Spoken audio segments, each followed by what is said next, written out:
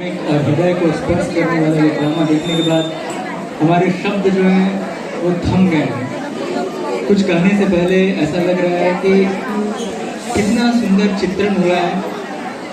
आज हमारे वेद माता जी के इस सुंदर टीम ने हमें प्रैक्टिकली कहिए तो ट्रांसपोर्ट कर दिया कि कितना हृदय में आहत हो रहा होगा जब एक भक्त के साथ ऐसी स्थिति से वो भक्त जब गुजर रहा है। तो विशेष रूप से धन्यवाद वेद माता जी और उनका टीम जो इतना सुंदर इस ड्रामा को प्रस्तुत किया। हृदय से बहुत बहुत धन्यवाद। तो अभी कुछ समय में हमारे परम श्रीमान राधा गोपीनाथ को आज श्रीमद् भागवत और आज के इस सुंदर उत्सव पे कुछ कथा कहेंगे। उनके कथा को प्रारंभ करने से पहले मैं हमारे 2-3 भक्तों का भी यहाँ पर परिचय देना चाहूँगा। हमारे साथ यहाँ पर श्रीमान रसिक आचार्य प्रभु भी हैं। श्रीमान रसिक आचार्य को कृपया आप खड़े हो जाइए। जस्ट कुछ नहीं, कृपया तालियों से प्रभु जी का स्वागत करिए। श्रीमान रसिक आचार्य प्रभु हमारे मंदिर के बहुत ही वरिष्ठ भक्त हैं और हमारे मंदिर के लीडरशिप काउंसिल के सेक्रेटरी हैं। हमारे राधा गोपीनाथ मंदिर के जो 10,000 से अधिक भक्त जुड़े हुए हैं, सब भक्तों का एक प्रकार से कहिए तो डेटाबेस के द्वारा, काउंसलिंग सिस्टम के द्वारा उनका ध्यान रख रहे हैं और संगमनेर में जाकर प्रचार करते हैं। कांजूर मार्ग में एक बहुत बड़ा कांग्रीगेशन है, उसका ध्यान रखते हैं। नायर में यूथ टीचिंग में जो डॉक्टर्स हैं, MBBS के डॉक्टर, उनका ध्यान रखते हैं। बहुत विशेष रूप से ब्रह्मचारियों का केयर कर रहे हैं। तो आज हमारे साथ रसिक आचार्य को भी उपस्थित हैं। आइए हम उनका स्वागत करते हैं 3 बार जोर से हरि बोल बोलकर। हरि बोल, हरि बोल, हरि बोल। इसी तरह आप सबने देखा हमारे सूर्य कृष्ण प्रभु जो यहाँ पर अभिषेक में विशेष रूप से अपनी उपस्थिति को प्रस्तुत कर रहे थे। सूर्य कृष्ण प्रभु हमारे मंदिर के बहुत ही वरिष्ठ भक्त हैं। बैकग्राउंड में रखकर जिस तरह से देखिए यहाँ पे पूरा का पूरा एक सुंदर बैकग्राउंड था, जो बैकग्राउंड पूरी तरह से फीलिंग दे रहा था कि आप सब कहाँ पे हैं, कहाँ पे तो जिस तरह से बैकग्राउंड में जो चित्र होता है और जो पर्सनालिटीज होते हैं वो हमें ट्रांसपोर्ट कर देते हैं उस जगह पे। तो उस तरह सूर्य कृष्ण को हमारे मंदिर के बहुत ही विशेष रीढ़ की हड्डी हैं जो दिखते नहीं हैं बैकग्राउंड में, लेकिन हमारे मंदिर के सभी विग्रह सेवा और सभी प्रकार के सेवाओं को कितने कितने वर्षों से कर रहे हैं। तो यहाँ पर आकर सूर्य कृष्ण प्रभु ने भी अपना विशेष उपस्थिति दर्शाई। सूर्य कृष्ण प्रभु यहाँ पे हैं कहीं आसपास, शायद पीछे वो सेवाओं में लगे होंगे। तो उनका भी हम स्वागत करते हैं 3 बार जोर से हरि बोल बोलकर। हरि बोल, हरि बोल, हरि बोल। बहुत बहुत धन्यवाद। यहाँ पे तो यदि मुझे मौका दिया जाए तो यहाँ बहुत हमारे गणमान्य भक्त हैं। सुधीर चैतन्य प्रभु और नवीन गोपाल प्रभु, बहुत सारे भक्त हैं। मैं प्रत्येक के बारे में यहाँ पे कुछ उनका इंट्रोडक्शन करना चाहूँगा हृदय से, क्योंकि ये सब भक्तगण हमारे राधा गोपीनाथ मंदिर के बहुत ही विशेष फाउंडेशन है, विशेष पिलर्स हैं। तो एक एक का यदि मैं गुणगान करूँगा तो संभवतः हमारी कक्षा का जो समय है वो कम हो जाएगा, लेकिन हम विशेष रूप से आभारी हैं कि आप सब यहाँ पे आए और आप सब यहाँ पे आकर इस सत्संग का जो दैदीप्यमान रंग है उसको आपने बढ़ाया। आइए इन सबका हम स्वागत करते हैं 3 बार जोर से हरि बोल बोलकर। हरि बोल, हरि बोल, हरि बोल। और अभी हमारे परमादरणीय श्रीमान राधा गोपीनाथ प्रभु यहाँ पर जन्माष्टमी कथा देने के लिए उपस्थित हैं। मैं संक्षेप में श्रीमान राधा गोपीनाथ प्रभु का इंट्रोडक्शन देने वाला हूँ। हरे कृष्ण। तो श्रीमान राधा गोपीनाथ प्रभु हमारे मंदिर के वरिष्ठतम भक्तों में से एक हैं। परम पूज्य राधानाथ स्वामी महाराज के शिष्य श्रीमान राधा गोपीनाथ प्रभु पिछले 35 वर्षों से भी अधिक ब्रह्मचर्या और हमारे राधा गोपीनाथ मंदिर में विशेष रूप से भक्तों को प्रेरणा और प्रचार प्रसार में श्रील प्रभुपाद की इच्छा के आधार पे परम पूज्य राधानाथ स्वामी महाराज के मार्गदर्शन में ये पूरा का पूरा मुंबई में हर जगह पे जो कांग्रीगेशन बढ़ा है उसमें प्रभु जी का बहुत ही विशेष योगदान है। जैसे कहते हैं एक बीज को जमीन में डालना, और बीज को जब जमीन में डालते हैं तो वो जमीन में से धीरे धीरे एक पौधा बनता है, और उस पौधे को एक विशेष प्रकार से सुरक्षा देना ताकि वो पौधा एक वृक्ष के रूप में परिवर्तित हो जाए। उसी तरह श्रीमान राधा गोपीनाथ प्रभु प्रारंभ से ही हमारे राधा गोपीनाथ मंदिर में भक्तों को विभिन्न पूरे के पूरे मुंबई के सत्संगों में भक्तों को लाए, सत्संगों को प्रारंभ करवाया, और अभी डिवोटी केयर काउंसलिंग सिस्टम के द्वारा 100 से अधिक कार्यक्रमों को, हमारे राधा गोपीनाथ मंदिर के 100 से अधिक कार्यक्रम हो रहे हैं, 10,000 से अधिक भक्त हैं, उन सबका पालन पोषण कर रहे हैं विभिन्न प्रकार के डिवोटी केयर इनिशिएटिव्स के द्वारा, जो परम पूज्य राधानाथ स्वामी महाराज के प्रिंसिपल्स से गाइडेड हैं। राधा गोपीनाथ प्रभु ने जिस प्रकार devotee care principles Radha Gopinath मंदिर में स्थापित किया, ये देखकर विश्व के इस्कॉन मंदिर पूरे विश्व में विभिन्न स्थानों से प्रभु जी को आमंत्रित कर रहे हैं। और भी बस 2 दिनों के बाद प्रभु जी जापान जाने वाले हैं, जापान से अमेरिका जाने वाले हैं, कुछ ही दिन पहले चाइना से आए, उसके पहले रसिया से आए, तो पूरे विश्व में भ्रमण कर रहे हैं। और भक्त यदि कोई भक्ति में आता है, उस भक्त को कैसे प्रेरणा मिले कि वो जिस दिन भक्ति में आया है उस दिन से लेकर जब तक इस संसार में है तब तक वो भक्ति करता रहे, और ऐसे सिस्टम्स पूरे विश्व में फैलें, इसके लिए प्रभु जी हर जगह पे जा जाकर सबको प्रेरणा दे रहे हैं। तो हमारा परम सौभाग्य है कि हमारे परम आदरणीय श्रीमान राधा गोपीनाथ प्रभु प्रतिवर्ष इस सुंदर सत्संग को अपना आशीर्वाद दे रहे हैं, अपनी उपस्थिति दे रहे हैं। कहते हैं साधु संग सर्व शास्त्र कहे, लव मात्र साधु संग सर्व सिद्धि होए। तो आप जानिए कि हमारे यहाँ पर एक साधु, एक वास्तव में व्यक्ति जिन्होंने अपने आप को पूर्ण रूपेण गुरु और कृष्ण की सेवा में समर्पित किया हुआ है, ऐसे व्यक्ति, ऐसे वैष्णव अभी हम सबको एड्रेस करने वाले हैं। और शास्त्र में बहुत विशेष गुणगान है, ऐसे वैष्णवों का दर्शन मात्र, ऐसे वैष्णवों का श्रवण हमारे जीवन का सबसे बड़ा सौभाग्य है। तो आइए हम विशेष रूप से श्रीमान राधा गोपीनाथ प्रभु का स्वागत करते हैं हृदय से 3 बार जोर से हरि बोल बोलकर। हरि बोल, हरि बोल, हरि बोल। कृपया प्रभु आइए हमें मार्गदर्शित करिए।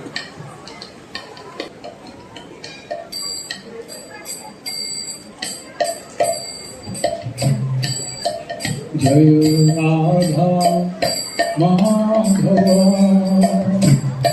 कुंज विहारी,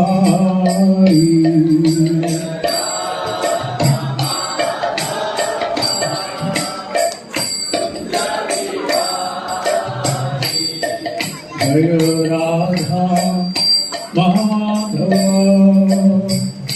कुंज विहारी,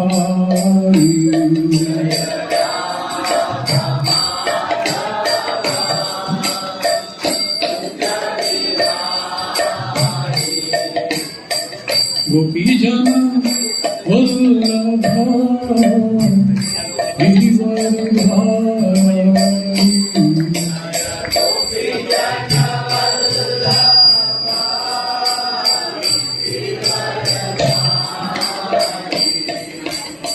गोपीजन वल्लभ गिरिवरधारी,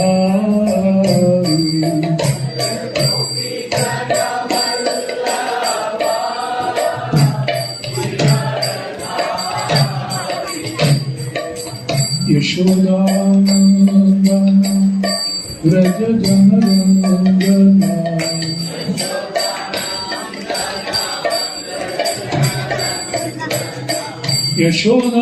यशोदानंदन व्रज जनरंजना,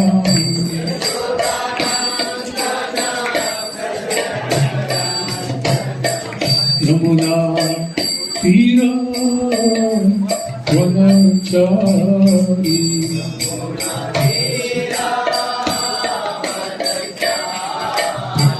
यमुना तीरा वनचारी,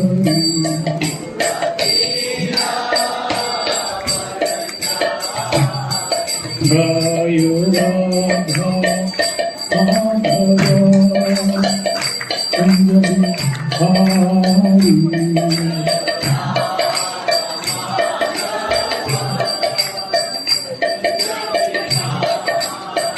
Radha Madhava Kunjari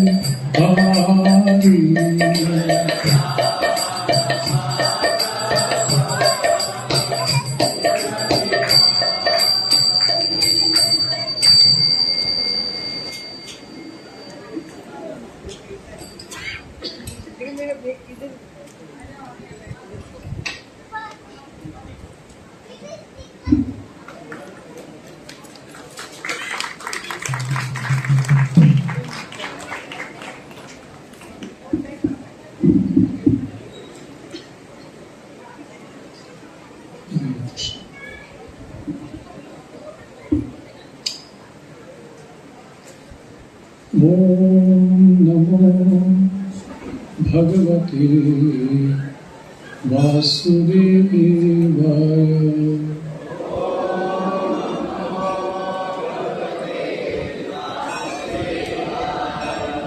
Om Namo Bhagavate Vasudevaya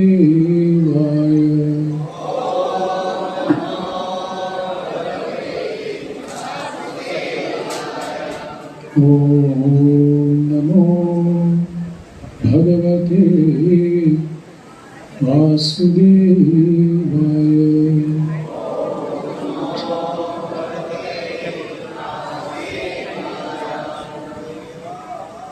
Om Ajnanatimirandhasya Jnananjanashalakaya Chakshurunmilitam Yena Tasmai Shri Gurave Namaha Shri Chaitanya Manobhishtam Sthapitam Yena Bhutale Swayam Rupa Kada Mahyam Dadati Swapadantikam Vandeham Shri Guruhu Shri Yuta Padakamalam Shri Gurum Vaishnavanscha Shri Rupam Sagrajatam Sahagana Raghunathanvitam Tam Sachiram Sadvaitam Savadhutam Parijana Sahitam Krishna Chaitanya Devam Sri Radha Krishna Padam Sahagana Lalita Shri Vishakhamritanscha Namo Vishnu Padaya Krishna Prishthaya Bhutale Srimate Bhakti Vedanta Swami Iti Namine Namaste Saraswati Deve Gauravani Pracharini Nirvishesha Shunyavadi Paschatya Deshatarini He Krishna Karuna Sindhu Dinabandhu Jagatpate Gopesha Gopika Kanta Radha Kanta Namostute Tapta Kanchana Gaurangi Radhe Vrindavaneshwari Vrishabhanu Sukedi Pranamami Hari Priye Vanchakalpatarubhyascha Kripa Sindhubhya cha Patitanam Vaishnavebhyo Namo Jai Sri Krishna Chaitanya Prabhu Nityananda Shri Advaita Gadadhar Shivasari Gaura Bhaktivinoda Hare Krishna Krishna Krishna Hare Hare Hare Rama Rama Rama Hare Hare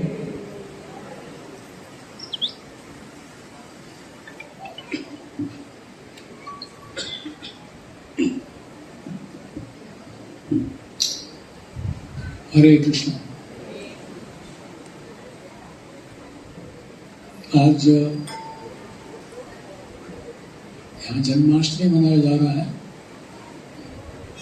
इस पवित्र उत्सव पे एकत्रित हुए सारे भक्तों का हार्दिक स्वागत और आप सबके चरणों में मेरा सादर प्रणाम।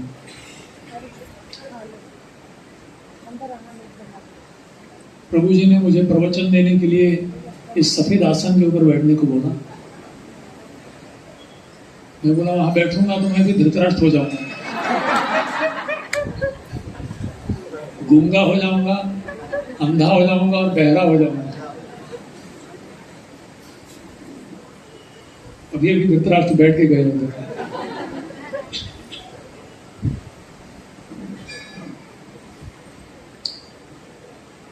बड़ा ही सुंदर प्रसंग है धृतराष्ट्र का। धृतराष्ट्र व्यासदेव के पुत्र थे और संजय उनका शिष्य, और संजय उनका सेक्रेटरी था धृतराष्ट्र। तो महाभारत में वर्णन आता है जब कुरुक्षेत्र की रणभूमि शुरू होने वाली थी, उसके पिछले रात हस्तिनापुर में पूरी रात बिना नींद के धृतराष्ट्र करवटें बदल रहे थे।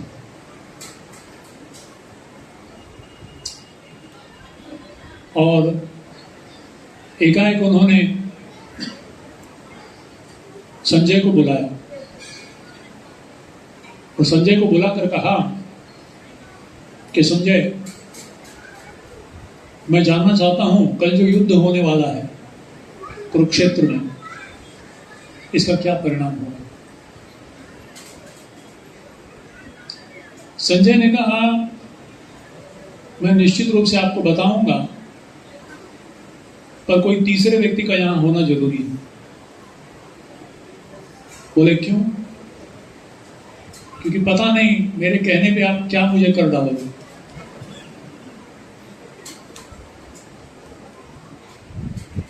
जब एक व्यक्ति के हृदय में ईर्ष्या तीव्र भाव से विष जैसा रहता है, हमें देखते हैं कि धृतराष्ट्र जब कुरुक्षेत्र के बाद जब 5 पांडव आए मिलने के लिए, तो एक एक को आलिंगन करने गए, और जब भीम का समय आया आलिंगन करने के लिए, क्योंकि भीम ने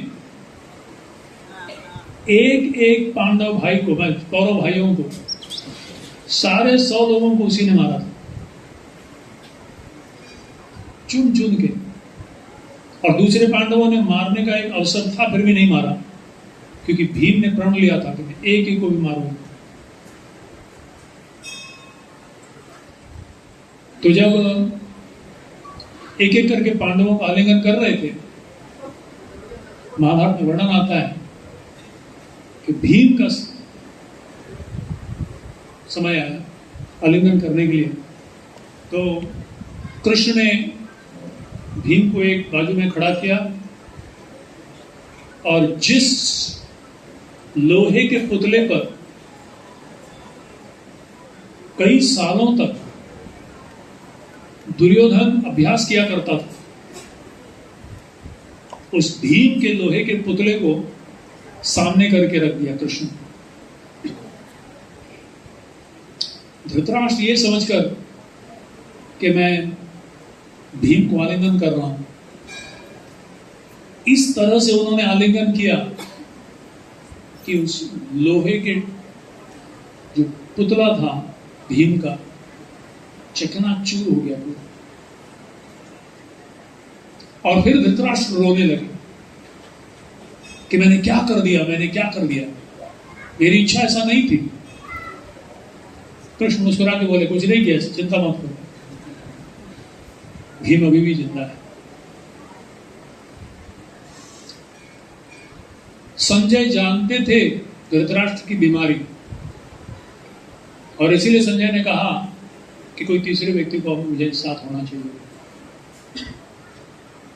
और तब संजय कहते हैं कि महाराज धृतराष्ट्र, इस युद्ध भूमि में एक भी व्यक्ति वापस नहीं आने वाला। 5 पांडव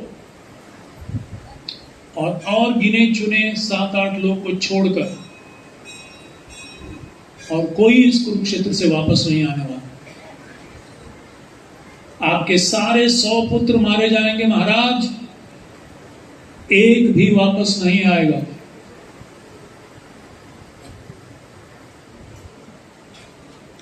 पांडवों की जीत होगी, कौरवों का हार होगा।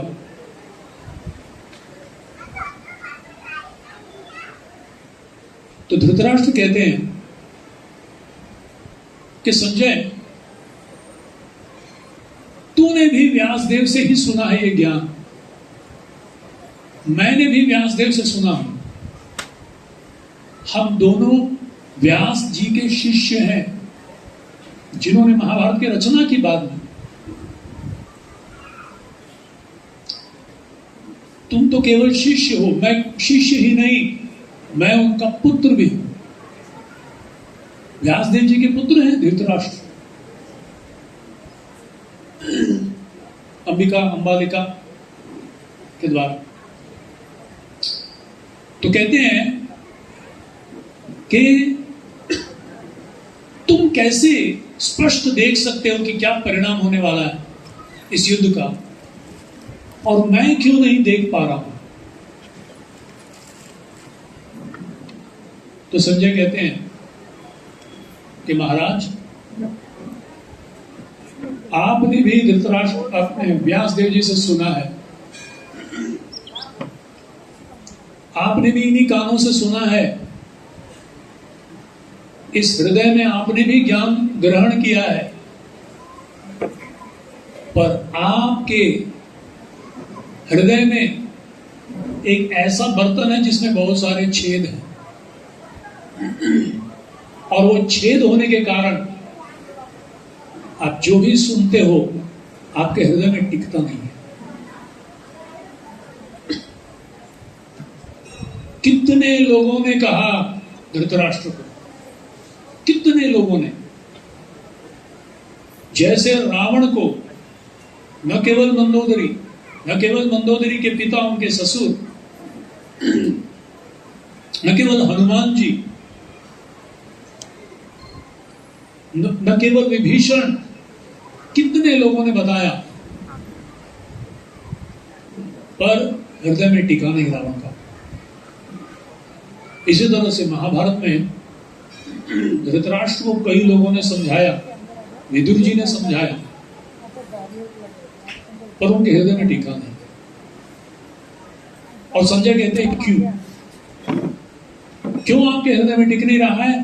क्योंकि आपके हृदय में बहुत सारे छेद हैं। जैसे हंडी में जिसमें पानी रखा जाता है, उसमें अगर छेद हैं तो 5 मिनट भी टिकता नहीं है, पानी निकल जाता है।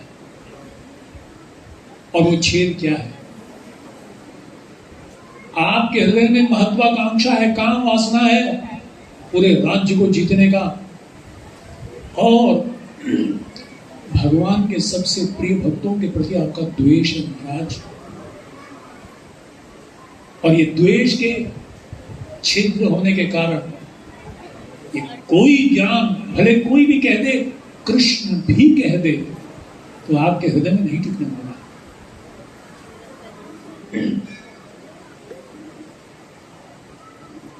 काम, क्रोध, लोभ, मोह, मद और मात्सर्य, शायद हम सब लोगों ने सुना है षड्रिपु। हमने कई बार इसके ऊपर शायद लोगों को सुनाया भी है। पर अगर ये जो 6 चीज है, इसके बारे में थोड़ा विचार करेंगे कि क्यों धृतराष्ट्र की स्थिति ऐसी हुई, और साक्षात विदुर जी को कृष्ण अपने अंतिम क्षण तक याद करते रहे, बड़े प्रेम से। जैसे एक पक्षी अपने छोटे छोटे बच्चों को अपने पंखों के नीचे सुरक्षित करके रखती है, भगवान श्री कृष्ण विदुर जी को कहते हैं कि आपने मेरे प्रिय पांडवों को इतना प्रेम से पाला है, अगर वो जीवित रहे, कौरवों के इस महल में इतने सारे षड्यंत्र, विष मार के पिलाने का, विषान महाग्नि पुरुषार्थ दर्शना असत सभाया वनवास कृच्छतः मृढ़े मृढ़े अनेक महारथा सतो द्रौण्यस्ततश्चास्म हरे विरक्षता। कुंती देवी गिनती है कितने अलग अलग तरीके से पांडवों को मारने का प्रयास किया गया। केवल एक व्यक्ति थे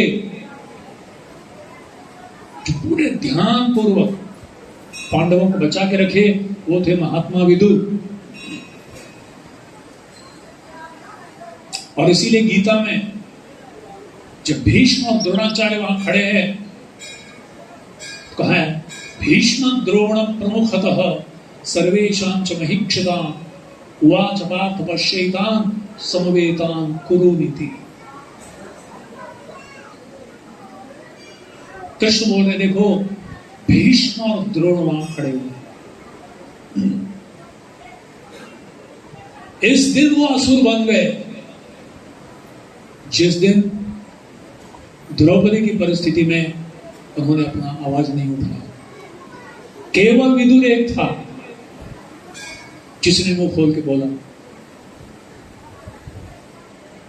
विदुर जी थे जिन्होंने पांडवों को बहुत ही बड़े हिफाजत के साथ संरक्षण करके रखे। पूरे महाभारत सुनने के बाद बचपन में जब मैं कॉलेज में था तब ये महाभारत बहुत प्रसिद्ध था। ये जो वो म्यूजिक आया तो मुझे अपनी पुरानी यादें आ गई। तो शुभ भावना में आने से पहले मैं महाभारत जब आता था संडे के दिन तो सर्वधर्मान परित्यज्य मैं बैठ जाता था। किसी की हिम्मत मुझे डिस्टर्ब करे उस समय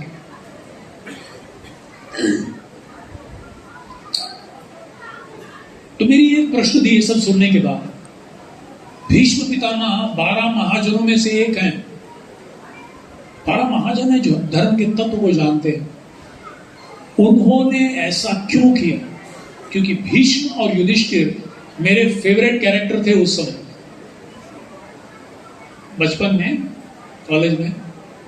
ये दोनों मेरे फेवरेट कैरेक्टर, पता नहीं क्यों ये दोनों मेरे फेवरेट कैरेक्टर थे। और भीष्म को जब शत्रु के पक्ष में खड़े हुए देखा तो मेरा हृदय टूट गया। ऐसा गर्म रोटी मुंह में डाला तो थूक नहीं सकते, निगल नहीं सकते, ऐसी परिस्थिति हो गई। भीष्म से प्रेम, पर ये असुर जैसा उधर खड़ा हुआ है, इसको स्वीकार नहीं करूं, पर कैसे छोड़ू? कितना अच्छा आदमी है। भीष्म का नाम कैसे आया? देवव्रत, गंगा के पुत्र हैं वो, अष्टवसुओं में से एक है वो, जिनके मृत्यु के शैया पर साक्षात कृष्ण आकर खड़े हुए। भागवत में उनका वर्णन है, उनका गुणगान है, और महाभारत में इस तरह से उनका स्वरूप ये समझा नहीं मुझे।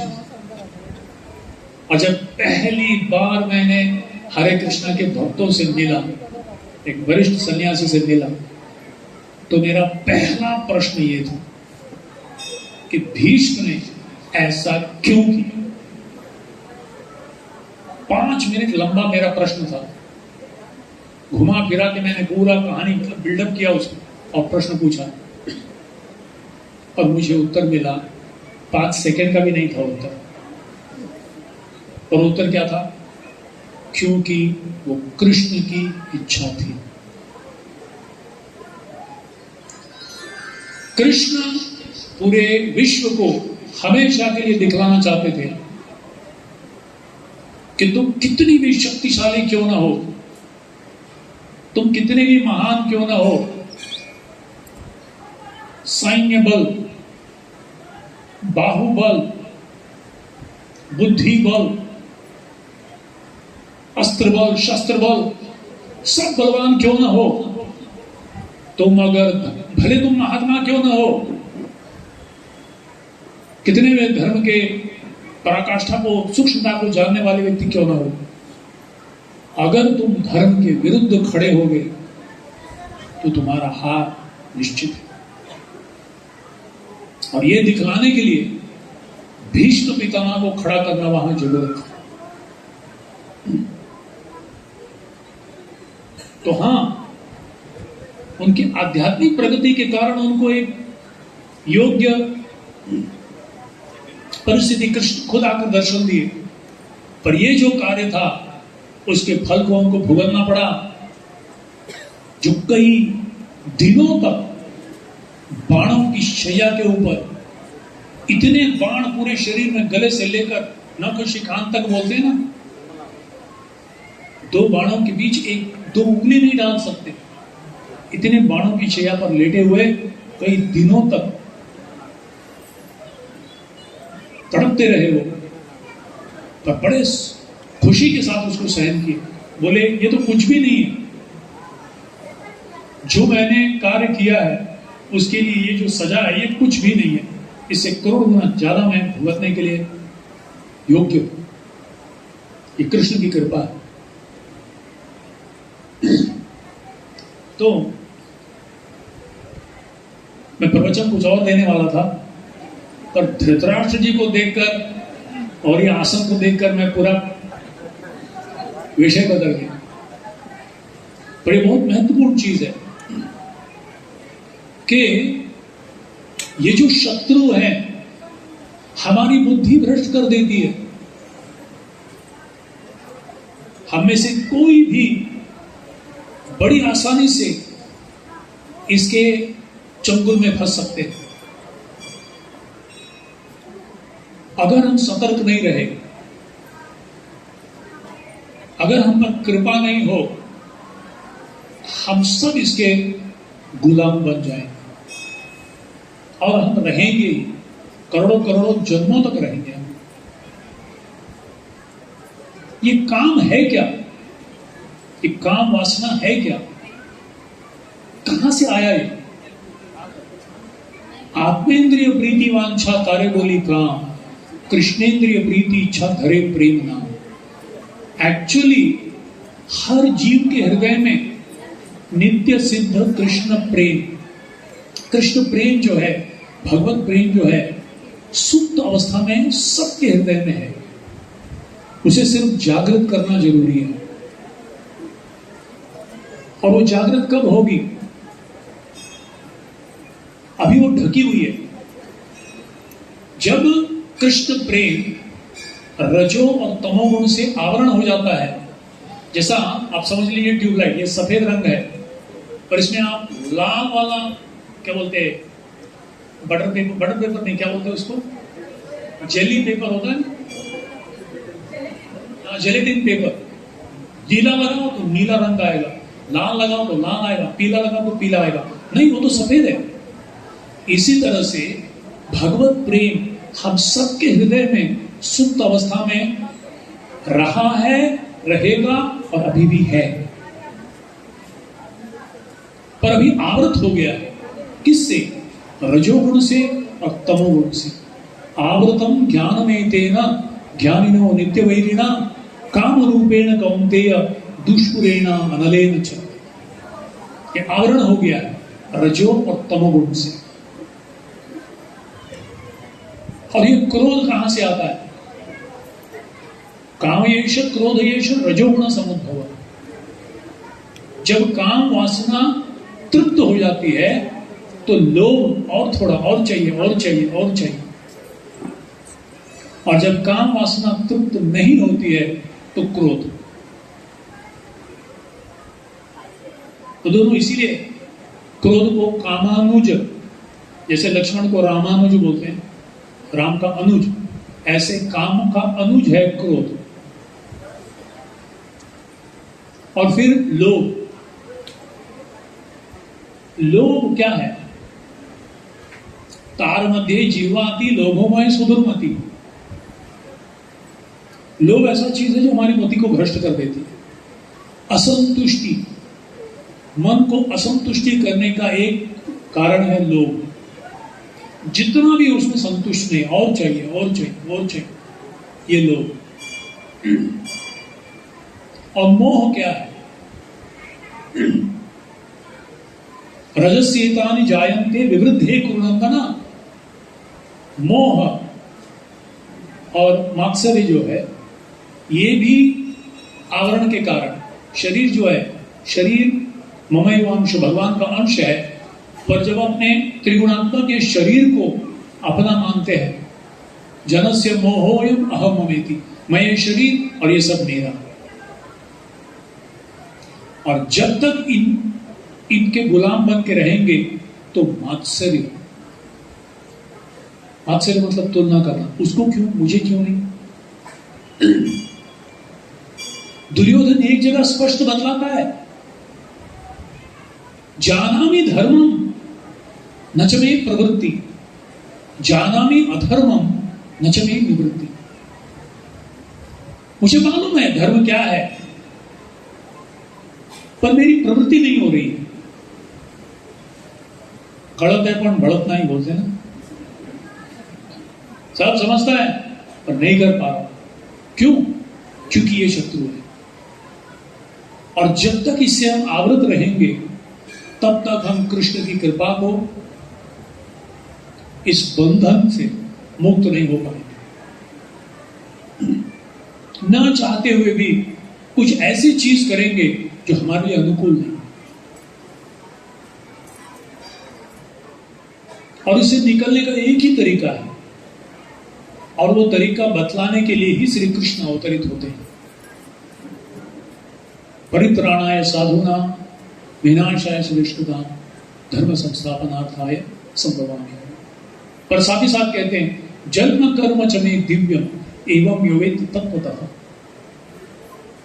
मेरा जन्म और मेरे कर्म के बारे में सुनो, केवल तुम सुनो, तत्वतः, कृष्ण को तत्वतः जानो। त्यक्त्वा देहम पुनर्जन्म नहीं थी मामेति। अच्छा, तत्वतः कैसे जाने महाराज? किधर से, कौन, किससे सुने हम? हजार लोग हैं, हजार चीज कहते हैं कृष्ण के बारे में, कुछ भी कहो। नास्तिक लोग भी कृष्ण में बहुत इंटरेस्ट है। नास्तिक लोगों को तो ज्यादा ही इंटरेस्ट है कृष्ण के विषय में। बोले इतना कुछ भी करता है और उसको लोग पूजते क्यों हैं? मैं थोड़ा भी करता हूं तो मेरे को निंदा करते, पर ये कृष्ण 5000 साल पहले फिर भी छोड़ते नहीं उसको। ये हरे कृष्ण वाला तो पूरा दुनिया में बचा के रखा है हरे कृष्ण।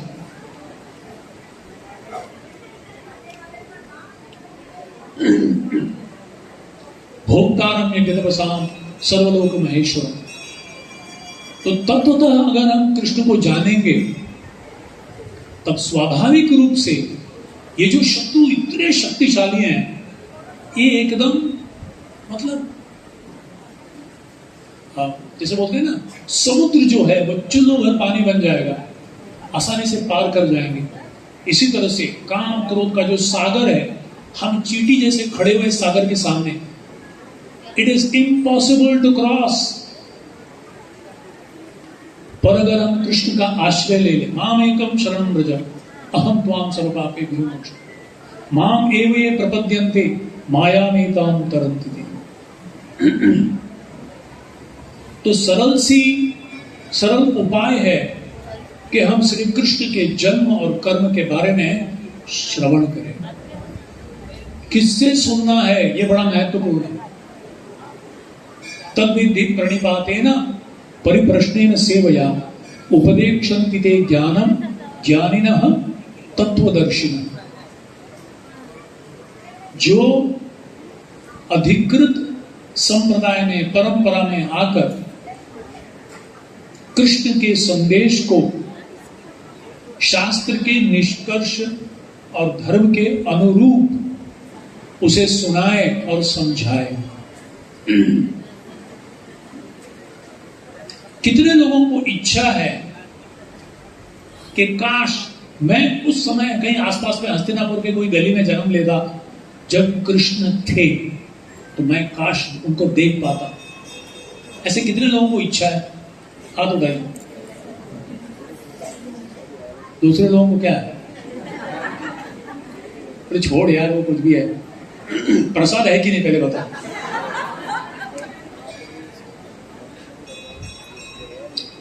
आपके लिए खुशखबरी मैं देना चाहता हूं, आज भी कृष्ण उपलब्ध हैं। क्या हमारी तैयारी है? आज भी कृष्ण अवतरित हुए हैं, हम उन्हें देख सकते हैं, पर क्या हमारी तैयारी है? कली काले नाम रूपे कृष्ण अवतार, उनका एक स्वरूप है नाम के रूप में, खास करके कलयुग में। हरे नामेव केवलम कलौ नास्तेव गतिरन्यथा।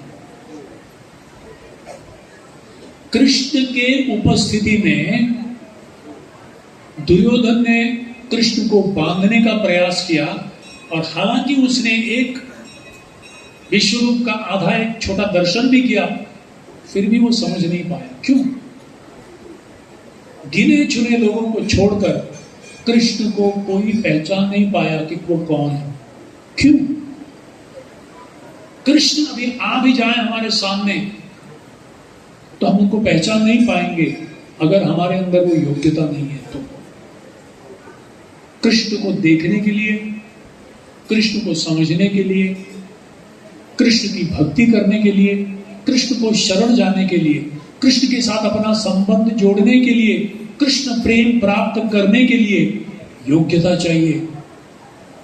और जिस दिन हम योग्यता प्राप्त करेंगे, उस दिन हम यो माम पश्यति सर्वत्र सर्वम च मयि पश्यति तस्याहम न प्रणश्यामि स च मे न प्रणश्यति। वो हम देख पाएंगे, उनको समझ हम पाएंगे। तो क्या योग्यता चाहिए? मुख्य रूप से 3 योग्यता चाहिए। सबसे पहले एक ऐसा तत्वदर्शी पुरुष से सुनना, ऐसे तत्वदर्शी व्यक्तित्व से सुनना जो, जैसे प्रभुपाद लिखते हैं अपने गीता में, गीता जशी आहे तशी, यथारूप जो कृष्ण ने बोला पूरे विश्वास के साथ उसको ग्रहण कर। वही श्री कृष्ण भागवत के रूप में आए हैं। कृष्णे सुधामपगते धर्म ज्ञानादिविसह कलौ नष्टं दृशामेश पुराणार्को अधुना। कृष्ण की उपस्थिति में जो लाभ उनके भक्तों को मिला, आज भी हमको मिल सकता है, अगर हम ग्रंथ के रूप में भगवान जब प्रकट हुए हैं श्रीमद् भागवतम, उसी भावना से हम उन्हें अप्रोच करें, जैसे परीक्षित महाराज ने सुखदेव गोस्वामी से मुख से सुना था, जैसे अर्जुन ने साक्षात श्री कृष्ण से सुना था। ये बहुत जरूरी है। वही श्री कृष्ण विग्रह के रूप में आए हैं।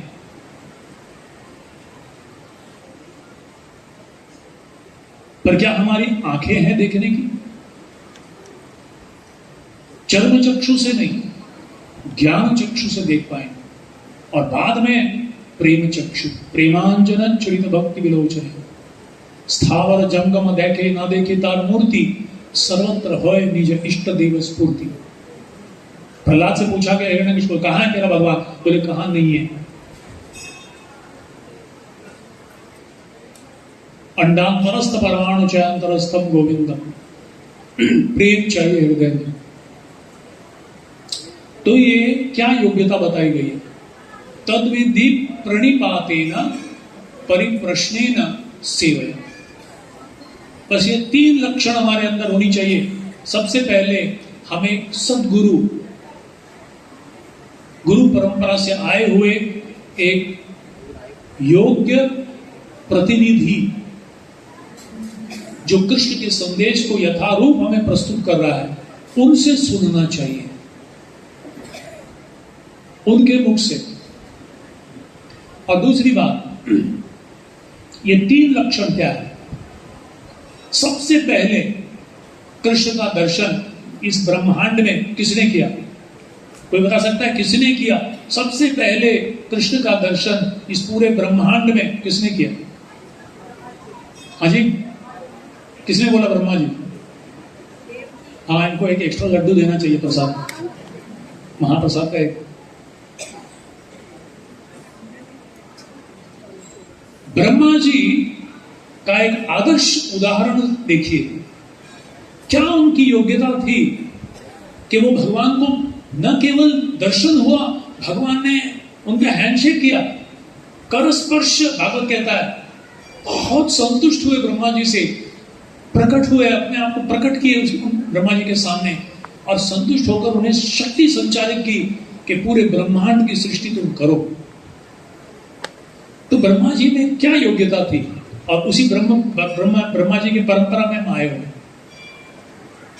ये हमारे आदि गुरु हैं। सबसे पहले जब ब्रह्मा जी भगवान के नाभि के जो पद्म है, पद्मनाभ, वहां से जब प्रकट हुए, पूरा अंधकार था, भगवान दिख नहीं रहे थे, बस एक नाभि में एक कमल था और कमल से ऊपर आ गए। पूरा अंधकार, आंखों के सामने हाथ भी नहीं दिख रहा है, अब केवल पानी पानी पानी पानी पानी।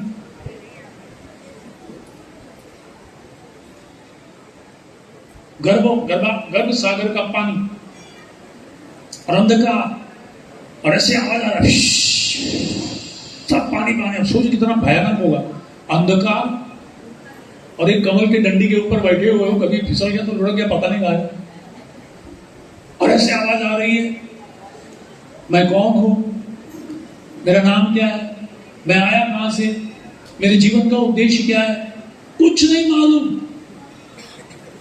पर तीव्र इच्छा थी उनके अंदर, उत्सुकता थी जानने की मैं कौन हूं, मेरा स्रोत क्या है, मैं कहां से आया हूं, मेरे जीवन का उद्देश्य क्या है। मार्क ट्वेन नाम के अमेरिका के बड़े दार्शनिक हुए, उन्होंने एक बहुत अच्छा वाक्य कहा है, the two most important days of your life are the day you are born and the day you come to know why.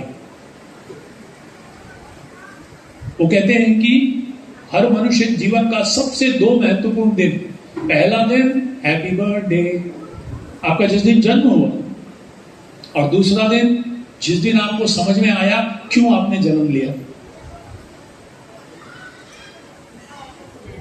तो उत्सुकता थी ब्रह्मा जी को, तीव्र उत्सुकता, मैं जानना चाहता हूं कि मैं कौन हूं, मैं कहां से आया हूं, मेरे जीवन का उद्देश्य क्या है, मुझे करना क्या है, मुझे करना क्या नहीं है। How to make my life fulfilling, परिपूर्णता क्या है जीवन की।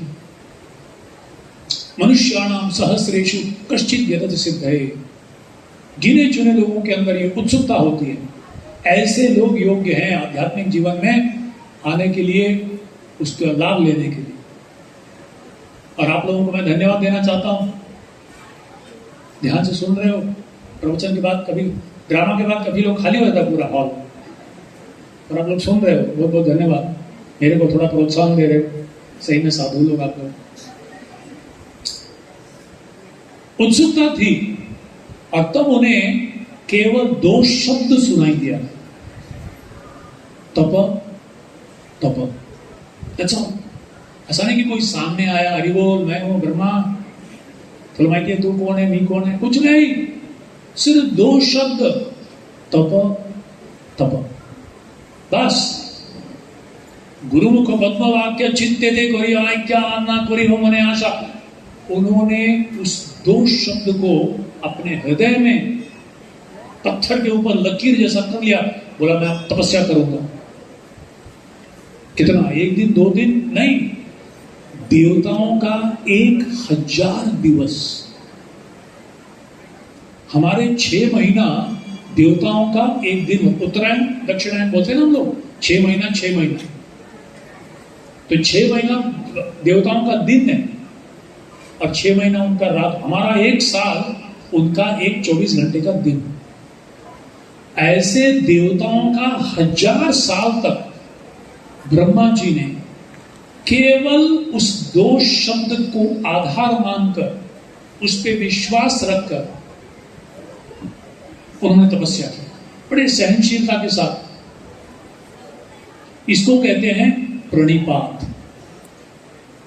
प्रणिपात का मतलब है विनम्रता और सहनशीलता, ह्यूमिलिटी एंड पेशेंस। और नम्रता थी कि मैं अयोग्य हूं, मुझे कोई तो मार्गदर्शन मिला है, अब उस मार्गदर्शन को मैं स्वीकार करूंगा। और मन बड़ा चंचल है, मैं उस चंचल मन से विचलित ना होकर, भले तुरंत मुझे उसका परिणाम नहीं दिख रहा है, पर मैं लगे रहूंगा, किसी भी हालत में करते रहूंगा। ये धैर्य, ये धीरज रखना प्रणिपात, ये पहला लक्षण है एक आदर्श आध्यात्मिक जीवन में प्रगति करने वाले का। फिर करते रहे और उस तपस्या से प्रसन्न होकर भगवान प्रकट हुए। प्रकट होने के बाद ब्रह्मा जी ने सुंदर सुंदर प्रश्न किए, परिप्रश्नेन। क्या प्रश्न किए? तत्वतः भगवान को जानने के लिए कई प्रश्न किए, पर सारे प्रश्नों का सार एक ही था। क्या था? मैं आपकी सेवा कैसे करूं? ये सारे प्रश्नों का सार। हम देखते हैं कई लोग कई प्रश्न पूछते हैं, महाराज मैं गृहस्थ बनूं कि मैं ब्रह्मचारी बन के रहूं, मैं जॉब करूं या मैं बिजनेस करूं? किस लिए पूछ रहे हैं? अगर उस प्रश्न का सार यह है कि मैं अपने आप को कैसे स्थित करूं जीवन में ताकि मैं आपकी सेवा जारी रखूं, तब हम कह सकते हैं ये सही प्रश्न। सारे प्रश्नों का सार यही है, मैं अपने आप को कैसे स्थित करूं, मैं अपनी चेतना को कैसे रखूं ताकि मैं आपकी सेवा करते रहूं। कैसे मैं करते रहूं आपकी सेवा? क्योंकि जीव का स्वरूप है कृष्ण का नित्य दास। ये प्रश्न, हाउ कैन आई सर्व, किस तरह से मैं सेवा कर सकता। और तीसरा, जब उसका उत्तर मिल गया तो सेवया, अपना सर्वस्व मनसा वाचा कर्मणा तन मन धन लगाकर पूर्ण रूप से उस सेवा को अपना सर्वस्व मानकर यथाशक्ति अच्छी तरह से जिनके लिए कर रहे हैं उनकी प्रसन्नता को ध्यान में रखते हुए हम उस सेवा करें। प्रणिपातेन परिप्रश्नेन सेवा। अब ये जब होता है, ये तीन लक्षण जब आता है, एक तो उत्सुकता जिसके कारण हम नम्रता पूर्वक सहनशीलता के साथ हम जो भी आज्ञा मिला है उसको करते रहेंगे, और जैसे जैसे हमारे साक्षात्कार होता है तो प्रश्न पूछते रहेंगे ताकि हम कैसे सेवा में रत रहे। और तत्पश्चात जब हमें वो प्रश्न का उत्तर मिलता है, अपना सर्वस्व लगाकर उसको हम करते रहे। तब क्या होता है? उपदेक्षन्ति ते ज्ञानम ज्ञानिनस् तत्वदर्शी। परंपरा का मतलब क्या है? जब शिष्य गुरु के हृदय को छू जाता है, ये परंपरा है। परंपरा का मतलब जब शिष्य अपने व्यवहार से, अपने विचारों से, अपने वाणी से गुरु को प्रसन्न करता है, गुरु के हृदय को स्पर्श करता है। और जब गुरु प्रसन्न होते हैं तो क्या करते हैं? अपना हृदय खोलते हैं और वो ज्ञान जो बहुत ही गूढ़ ज्ञान है, रहस्यमय ज्ञान है, उसे हृदय से, क्योंकि उनका हृदय ऑटोमेटिकली खोलता है, क्योंकि उस शिष्य के सेवा भाव से प्रसन्न होकर हृदय खोलते हैं, और वही ज्ञान परंपरा में आता है। और केवल ऐसा व्यक्ति गुरु के आज्ञा जो है या गुरु का ज्ञान जो है परंपरा में आया हुआ, तो उस ज्ञान को समझ पाता है, उनके हृदय की बात को समझ पाता है। ये गीता का ज्ञान पूरे विश्व में फैलाने वाले श्रील प्रभुपाद थे। तो मैं एक छोटा सा उदाहरण देना चाहूंगा उनके जीवनी को लेकर, किस तरह से श्रील प्रभुपाद अपने गुरु के हृदय की बात को समझ गए। सेवा, अपनी सेवा से। उससे पहले थोड़ा पीछे जाएंगे। श्री चैतन्य महाप्रभु जो साक्षात श्री कृष्ण है, एक भक्त के रूप में अवतरित हुए 500 साल पहले। जब चैतन्य महाप्रभु एक दिन रथ यात्रा के सामने कीर्तन कर रहे थे, कीर्तन करते वक्त उन्होंने कुछ ऐसा एक श्लोक बोला जिसका अर्थ देखोगे ऐसा लगता है कोई बॉलीवुड सॉन्ग है, वो कोई बॉलीवुड का गाना है। भले संस्कृत में था वो श्लोक, पर उसका मतलब ये था, तुम वही हो, मैं भी वही हूं, और ये सुंदर पेड़ वही है, ये सुगंध भी वैसा ही है, पर और वो मुझे वो स्मरण हो रहा है, हमारा पुराना संबंध हमें याद आ रहा है, पर ये स्थान अनुकूल नहीं है। मैं चाहती हूं कि मैं रेवा के तट पर वेदसी पेड़ के नीचे तुम्हें देखती रहूं। ये गाना था। आप सोचिए, रथ यात्रा हो रहा है, बड़े पैमाने पे भक्त लोग एकत्रित हुए और कोई सन्यासी आए डंडा लेके और माइक में बॉलीवुड का गाना गाने लगे, तू वही मैं वही, क्या वो दिन, पुराने दिन, जाने कहां गए वो दिन। बोले क्या हो गया, जीबीसी में रिपोर्ट करना पड़ेगा। महाप्रभु सन्यासी, सन्यासियों में श्रेष्ठ गा रहे हैं, किसी को नहीं समझ में आया, बोले क्या गा रहे हैं। अगले दिन महाप्रभु जब हरिदास ठाकुर के यहां गए तो उनके छत के ऊपर छोटा सा कुटिया था, कुटिया के ऊपर एक ताड़पत्रे में पत्ते के ऊपर श्लोक लिखा हुआ था और वहां डाले हुए थे। किसने लिखा था? रूप गोस्वामी। महाप्रभु से लिए और देखे, बोले हैं जो श्लोक महाप्रभु ने पिछले दिन जगन्नाथ जी के सामने गाए थे, उसी के तात्पर्य रूप गोस्वामी ने दूसरा श्लोक लिखा। ये श्लोक का मतलब क्या था? राधा रानी कह रही है कि जगन्नाथ तुम वही कृष्ण हो, मैं वही राधा रानी हूं। ये वही सुगंधित वृक्ष है, सुंदर सुगंधों वाला ये हवा, शीतल पवन बह रही है, पर मैं चाहती हूं हमारा जो पुराना प्रेम वहां जो हुआ था, इस वातावरण में मैं वो भा नहीं रहा है। काश तुम वापस वृंदावन में यमुना के तट पर कदम्ब वृक्षों के नीचे तुम आ जाओ और मानसिक रूप से रथ यात्रा, रथ के ऊपर बैठाकर, मन के रथ पर बैठकर वो ले जा रही है कृष्ण। ये अंदरूनी बात महाप्रभु और स्वरूप दामोदर गोस्वामी को छोड़कर और किसी को मालूम नहीं हुआ, केवल रूप गोस्वामी को समझा। महाप्रभु ने जब देखा इसको तो बोले किसने लिखा है? तो किसी ने बोला कि रूप गोस्वामी। रूप गोस्वामी को बुलाए और कान के नीचे बड़े हल्के से, बड़े प्रेम से ऐसा मारा। बोले अरे मेरे हृदय की बात इसको कैसे पता लग गया?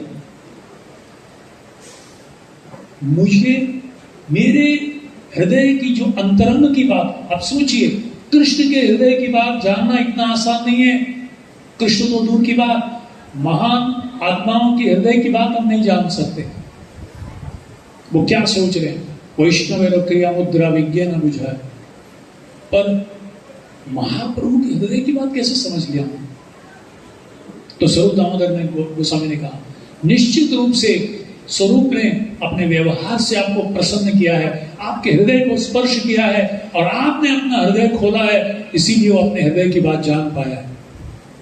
महाप्रभु ने कहा सही बात है। पहली बार जब मैं रूप गोस्वामी से मिला वाराणसी में, प्रयाग में, तो उसकी भावना को देखकर, उसके व्यवहार को देखकर, उसके गुणों को देखकर, उसके सारे लक्षणों को देखकर, उसकी तीव्रता को देखकर मैं पूर्ण रूप से अपनी कृपा उस पर बरसा दिया और निश्चित रूप से इसीलिए वो समझ पाया। और इसी के तात्पर्य में श्रील प्रभुपाद जी लिखते हैं कि कई साल पहले मेरे गुरु भक्ति सिद्धांत सरस्वती ठाकुर, उनके व्यास पूजा के दिन, उनके जन्म दिवस के दिन मैंने एक कविता लिखा था उनके गुणगान में, और वहां मैंने एक वाक्य लिखा था, Absolutely sentient thou hast proved, impersonal calamity thou hast moved। कि हे गुरुदेव, आपने ठोक कर पूरे दुनिया को कहा है कि कृष्ण निर्गुण निराकार निर्विशेष सर्वव्यापी ब्रह्म नहीं है, केवल वो एक व्यक्तित्व है, अंततः भगवान इति शब्द थे। और आपने ये निराकार वाद जो है उसको हटा दिया है यहां से, ये भयंकर वाद, इसका नष्ट किया है। अपसिद्धांत ध्वंत हारे। भक्ति सिद्धांत सरस्वती ठाकुर देखिए इतने खुश हो गए और अपने गुरु भाई को दिखा रहे, बोले ये अभय मेरे हृदय की बात कैसे समझ लिया? क्यों? क्योंकि प्रभुपाद ने ये 3 लक्षण दिखाए। तद्विधि प्रणिपातेन। क्या प्रणिपात था? श्रील प्रभुपाद गिने चुने बार अपने गुरु से मिले और उनको तीव्र इच्छा थी कि वो विश्व भर में, मेरे गुरु चाहते हैं कि इस संदेश को पूरे विश्व भर में फैलाए। कई सालों तक 1922 में उनको आज्ञा मिला, O you are an intelligent man, you take the message of Lord Chaitanya and spread it in the English language all over the world.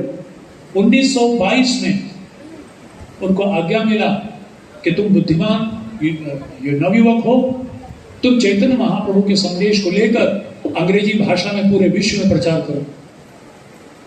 40 साल के बाद, 46 साल के बाद 1967 में 1966 प्रभुपाद ने उस आज्ञा को पूरा किया। पर तब तक लाइफ टाइम इन प्रिपरेशन, बड़े नम्रतापूर्वक अपने गुरु की आज्ञा को उन्होंने शिरोद्धार किया, चित्ते दे कोरियो ऐक्य, और बड़े सहनशीलता के साथ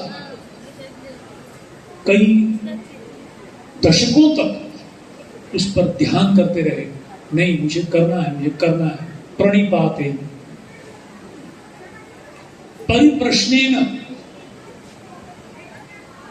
श्रील प्रभुपाद अपने गुरु से केवल 11 बार मिले बस जीवन में, केवल 11 बार उनके आमने सामने मुलाकात हुआ, और हर मुलाकात में एक ही प्रश्न था, और प्रश्न का सार था, मैं कैसे आपकी सेवा करूं। और फिर जो आज्ञा मिली, उस आज्ञा को इतने उत्साह के साथ, भक्ति सिद्धांत सरस्वती ठाकुर ने कहा था तुम अंग्रेजी में प्रचार करो।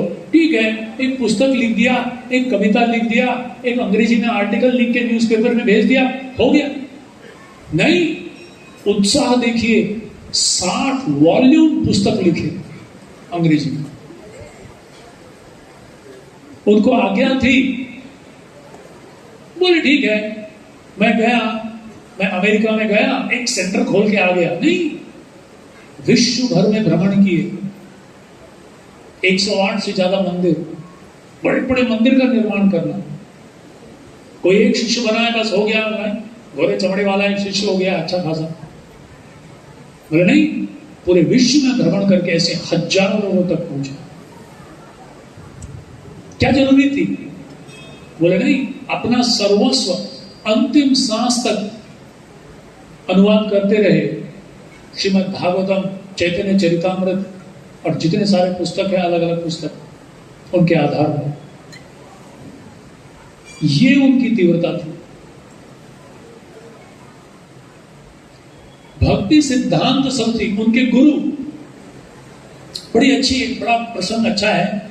एक बार भक्ति सिद्धांत सरस्वती ठाकुर प्रवचन दे रहे थे और प्रवचन देते देते उन्होंने कहा कि मेरे गुरु महाराज ने मेरे को 3 आज्ञा दिया।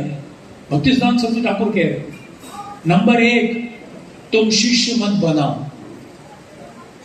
नंबर 2, भौतिक व्यक्तियों से कभी मिलना मत। नंबर 3, पूरे जीवन भर कलकत्ता कभी मत जाना। और भक्ति सिद्धांत सरस्वती ठाकुर बोले, मैंने मेरे गुरु की आज्ञा को 100% पालन किया है। आपने पालन किया?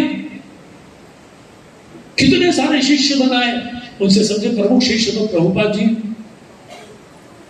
कितने भ्रमण किए उन्होंने पूरे भारत भर प्रचार करने के लिए, सब प्रकार के लोगों से मिलते थे। कलकत्ता में सबसे बड़ा मंदिर बनाया गौड़िया में। और भक्ति सिद्धांत सरस्वती ठाकुर बोल रहे हैं, मैंने तीनों आज्ञा का पालन किया। कैसे किया? बोले देखो, मेरे गुरु ने कहा था, सर्वप्रथम पहला उनका आज्ञा क्या था? तुम शिष्य मत बनाना। मैंने एक भी शिष्य नहीं बनाया, क्योंकि जो भी मेरे आश्रय में आए उनको मेरे गुरु की संपत्ति के रूप में देखकर उनसे मैं सीखता था, तो मैंने शिष्य नहीं बनाया। वो मेरे गुरु के प्रतिनिधि थे, उनकी सेवा कर रहा था मैं। और भौतिक लोगों से मिलना, भौतिक लोगों का संपर्क करने का मतलब है उनसे कुछ लेना। मैंने उनसे कुछ नहीं लिया, उनको सिर्फ दिया। जो मैंने सुना था वो संग मैंने उनको दिया, मैं उनसे कुछ लिया नहीं। मैं कभी संग किया ही नहीं उनका। संग करना मतलब लेना, मैं लिया कुछ नहीं, मैंने केवल दिया। और जहां तक कलकत्ता नहीं जाना, मैं कलकत्ता कभी गया ही नहीं। जब भी मैं कलकत्ता गया, मैं गौड़िया मठ में ठहरा, मैं भगवान के मंदिर में ठहरा। और मंदिर जो है वो वैकुंठ से अधीन है। मैं कलकत्ता नहीं गया, मैं सिर्फ मंदिर जाता था।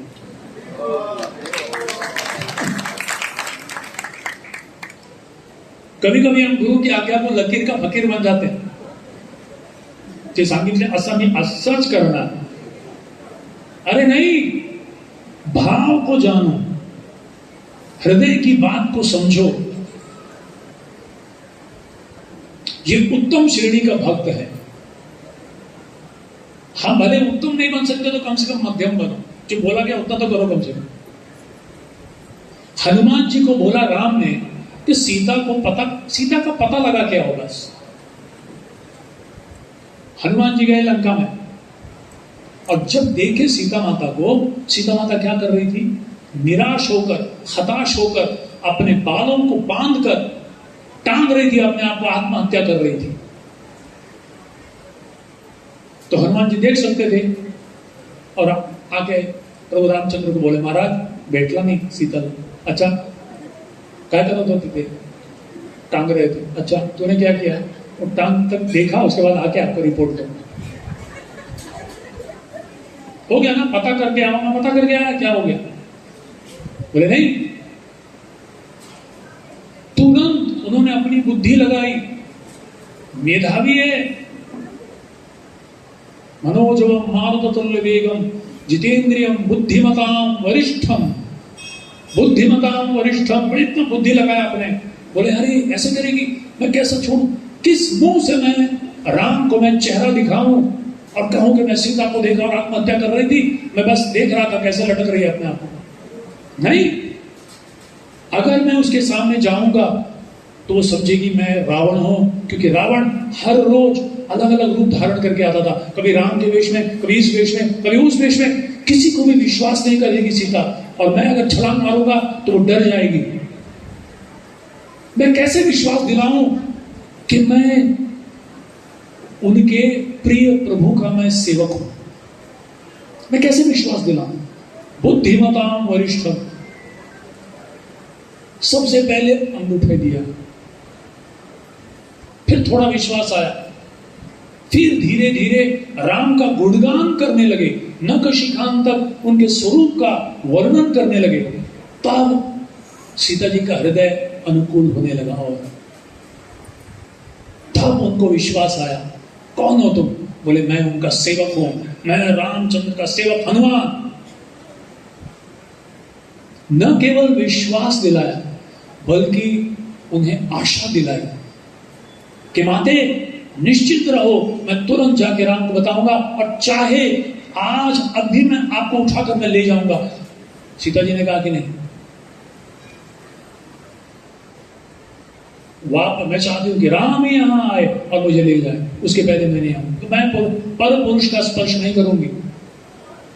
वो तो जबरदस्ती रावण मुझे ले आए, अब मुझे नहीं करना है, उन्हीं को कहो। और तत्पश्चात रावण को संदेश देना था। आधा लंका भी जलाया, बाकी आधा काम कम कर दिया रामचंद्र जी के लिए।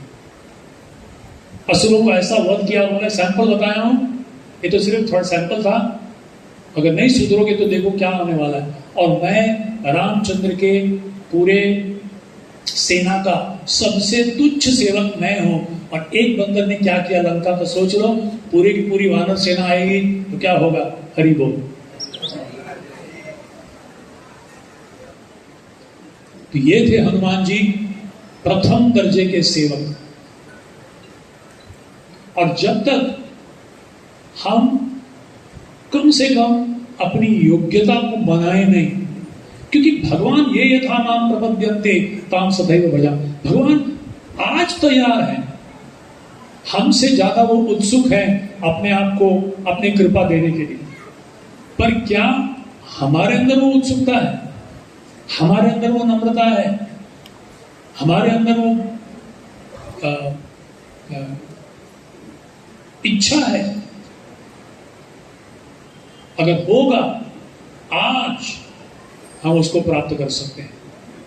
और ये जो उत्सव मनाते हैं, जन्माष्टमी का उत्सव, इसका उद्देश्य यही है कि कृष्ण का संदेश है, जन्म कर्म च मे दिव्यम एवं योगित। इसलिए मैं आया हूं, सिर्फ क्योंकि असुरों को मारना, भक्तों को बचाने के लिए भगवान को खुद को आने की जरूरत नहीं है। उनकी असंख्य शक्ति है जिसे कर सकते हैं, पर उनके नाम, उनके रूप, उनके गुण, उनकी लीलाएं, उनका धाम, उनका संदेश हमें कैसा पता चले अगर वो हमारे सामने आए नहीं तो। और इसीलिए भगवान केवल मनमोहक लीला के द्वारा अपने मन को मोहने के लिए वो आते हैं। कितना सौभाग्य है, अगर वो नहीं आते तो उनका स्वरूप कैसा पता चलता, उनकी सेवा करने के से अवसर मिलता हमें। तो आज का दिन हम ये प्रार्थना करें श्री कृष्ण बलराम से। तो बड़ा सुंदर है, कृष्ण बलराम जी आए। बलराम जी गुरु के प्रतिनिधि हैं, आदि गुरु हैं वो। ये बाई चांस नहीं हुआ कि आज कृष्ण बलराम आए। आइडिया कुछ और था, पर बलराम जी बोले आज नहीं येणार।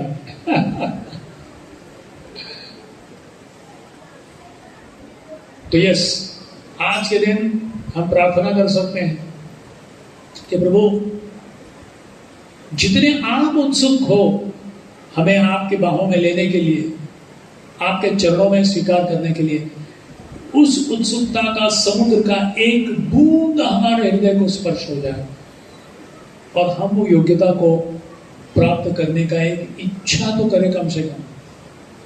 तब हम निश्चय कह सकते हैं कि आज का जन्माष्टमी का उत्सव एक सोशल गेट टुगेदर न रहकर, एक सात्विक मनोरंजन न रहकर, हमारे मनुष्य जीवन का सबसे महत्वपूर्ण दिन रह जाए। श्री कृष्ण जन्माष्टमी महामहोत्सव की, श्री कृष्ण भगवान की, श्रील प्रभुपाद की, निताय गौर प्रेमानंदी। धन्यवाद। हरे कृष्ण। है